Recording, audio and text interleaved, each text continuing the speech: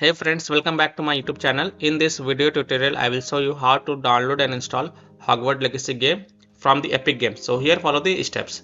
So open the Epic Games launcher and here search for Hogwarts Legacy game. And here you will see this result. So click on this Hogwarts Legacy and this page will get open. In my case, I am already installing the game. So it is showing in library. But in your case, you will see get button. So you have to click on this get button and then you will see another screen in which you have to click on the place order and then click on the place order button and then you can go to the library and then you can see Hogwarts Legacy game in your library and you will see the install button over here. So you have to click on install and then the game will start to download on your PC. You can also click on this arrow icon. This is a download arrow icon. And then here you will see the Hogwarts Legacy game is getting installed on my PC. So by this way you can easily download and install Hogwarts Legacy game from Epic Games launcher.